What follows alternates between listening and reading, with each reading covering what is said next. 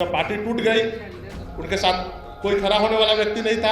तब 2021 में हम लोगों ने बिहार फर्स्ट के यात्रा के माध्यम से पार्टी को मजबूत किया और आज का दौर है कि हमारी पार्टी स्वर्णिम काल में चल रही है। जिन नेताओं ने बिहार की कल्पना करते हैं, बिहारी फर्स्ट की कल्पना हमारी पार्टी करती है, लेकिन आप देखिएगा कि जो एनडीए सरकार के द्वारा 58,000 करोड़ का पैकेज मिला है, उसमें भी बंटवारे में बेईमानी हो। मेरे पिताजी लड़ते लड़ते मरे थे।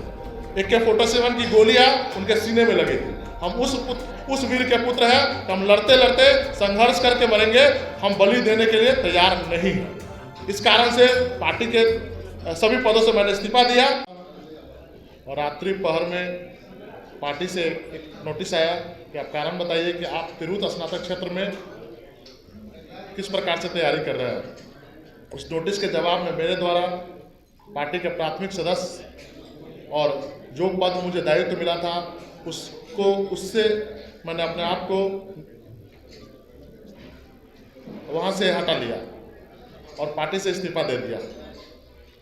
आप सब जानते हैं कि मेरे द्वारा लोक जनशक्ति पार्टी रामविलास में IT से एक ऐसा सोशल मीडिया प्लेटफॉर्म बनाया गया था 2017 में। उसका मैं संस्थापक अध्यक्ष भी रहा हूं और पार्टी के छात्र जीवन से लेकर पार्टी के प्रदेश उपाध्यक्ष तक पार्टी की सेवा की। आदरणीय रामविलास पासवान जी के साथ काम करने का मौका मिला। उनके सांसद प्रतिनिधि के तौर पे भी मुझे इतने कम उम्र में काम करने का मौका मिला। उनका स्नेह, प्यार और आशीर्वाद सदैव मेरे मुझ पर रहा है और आने वाले समय में भी मुझे आशा है, पूर्ण विश्वास है कि आदरणीय चिराग पासवान जी का भी आशीर्वाद हम पे बना रहेगा। आदरणीय चिराग पासवान जी के परिवार से हमारे पिताजी और उनके पिताजी का एक आत्मीय लगाव था। दोनों अब इस धरती पर नहीं रहे। मेरे पिताजी वीर बिजनाथी सिंह हमेशा से आदरणीय रामविलास पासवान के पद चिन्हों पर उन्होंने आदरणीय रामविलास पासवान जी के साथ मिलकर कंधे से कंधा मिलाकर इस पार्टी की स्थापना की थी। और उसके बाद जब पार्टी टूट गई, उससे पहले भी 2017 में हम पार्टी के प्राथमिक सदस्य बने और IT सेल जैसे संगठन को खड़ा करके चिराग पासवान जी को मजबूत करने का काम किया। जब पार्टी टूट गई, उनके साथ कोई खड़ा होने वाला व्यक्ति नहीं था।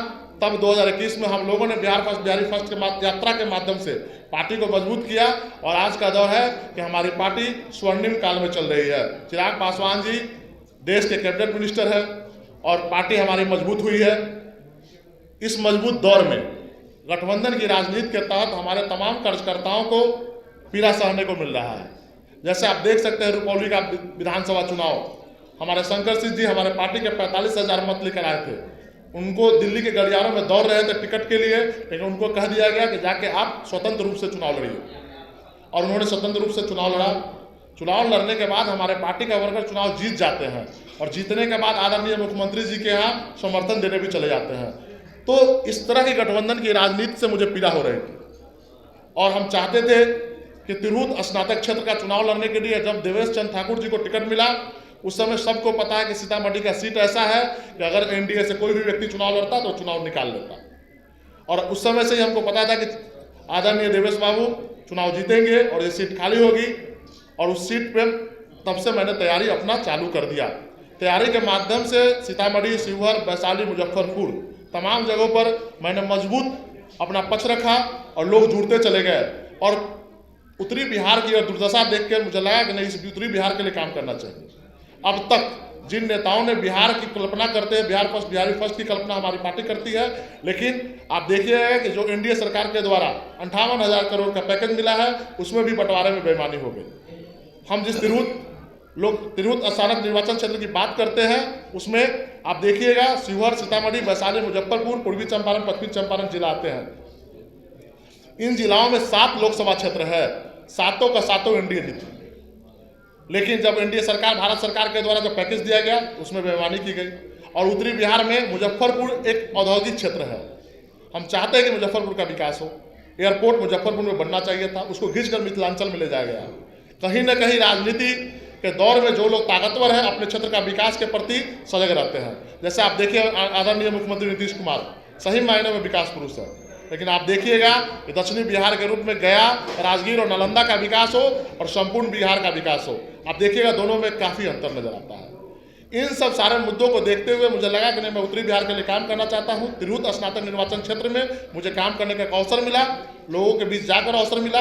इसमें छात्र, युवा और जो शिक्षित वर्ग है उन लोगों ने एक प्रेशर के रूप में मेरे को कहा, मुझे कहा कि आप आगे बढ़िए, तिरहुत की आवाज़ बनिए, तिरहुत के लोगों के लिए काम कीजिए। इस क्रम में हम लोगों ने 28,000 लोगों को, स्नातक वोटरों को जागरूक करके वोटर बनाया। इससे पहले आप देखिएगा तिरहुत स्नातक क्षेत्र में उतने वोटर नहीं बनते थे, लेकिन इस बार तिरहुत की बात हो रही है। हमारे चुनाव लड़ने से तिरहुत की बात आने लगी, हमारे पार्टी से इस्तीफा देने से तिरहुत की चर्चा होने लगी। जो पहली जीत हमारी है कि तिरहुत आने वाले समय में एक बड़ा मुकाम हासिल करेगा, क्योंकि आज तक स्नातक निर्वाचन क्षेत्र में इतनी चर्चा किसी क्षेत्र को लेकर नहीं हुई थी। जहां तक बात हमारी पार्टी की है, पार्टी के हम भविष्य की शुभकामनाएं देते हैं पार्टी के राष्ट्रीय अध्यक्ष को। अब आपके स्वर्णिम काल में हम बलि देने को तैयार नहीं है। वीर बृजनाथ सिंह के सुपुत्र है, मेरे पिताजी लड़ते लड़ते मरे थे।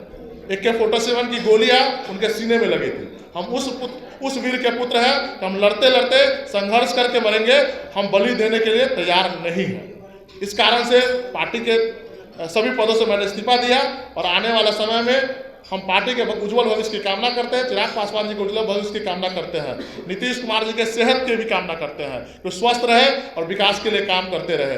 लेकिन हम सब लोग अपने अपने कैरियर के प्रति आशान्वित हैं। तिरहुत और उत्तरी बिहार के लोग जिस गरीबी दुर्दशा से जी रहे हैं, उस दुर्दशा से निकालने के लिए आप सबों के सहयोग के माध्यम से बिहार सरकार से भी मांग करते हैं कि पैकेज जब भी आए केंद्र सरकार से तो पूर्णतः बंटवारा हो।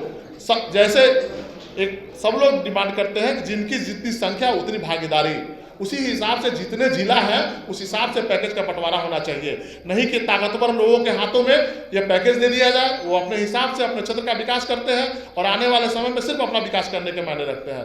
जैसे माता सीता की जननी है सीतामढ़ी, उस तरफ किसी का ध्यान नहीं है। आप देखिए कॉरिडोर बन रहा है, अच्छी बात है, लेकिन जब कॉरिडोर बन जाएगा, रोड बनने से माँ जानकी की व्यवस्था नहीं बनेगी, वहाँ लोग नहीं जाएंगे। हॉस्पिटलिटी चाहिए, शिक्षा का स्तर चाहिए, तभी जाके माँ जानकी का सही में माता जानकी का जो स्थल है सीतामढ़ी, उसका विकास हो सकता है। आप ऐसे ही मंदिर का स्वर्ण मंदिर बना दीजिए और वहाँ व्यवस्था मत दीजिए तो लोग रुकेंगे कहाँ? लोगों को जब शिक्षा नहीं मिलेगा तो लोग वहाँ पे क्यों जाएंगे व्यवसाय करने? तो माध्यम यही है कि आप सारी व्यवस्था दीजिएगा, तभी जाके हमारे मंदिर और मस्जिद का विकास हो सकता है। और आप देख लीजिए हमारे बैनर में, आप देखिएगा बिहार के उन महापुरुषों का नाम लिखा हुआ है जिन महापुरुषों ने हमारे बिहार को स्वर्णिम काल में ले गए थे। मैं आप लोगों से वादा करके जाता हूँ, बिहार की जनता से, आप सबके माध्यम से वादा करता हूँ कि बिहार फर्स्ट और बिहारी फर्स्ट के माध्यम से ही हम तिरहुत और उत्तरी बिहार के विकास के लिए प्रतिबद्ध है। जो बिहार फर्स्ट बिहारी फर्स्ट की यात्रा में लिखा गया है, उसी एजेंडा को साथ हम तिरहुत के विकास के प्रति और उत्तरी बिहार के विकास के प्रति आज से आप लोगों के सामने वादा करते हैं कि आज से हम लोग का जीवन संघर्ष के रूप में उत्तरी बिहार के विकास के लिए प्रतिबद्ध है।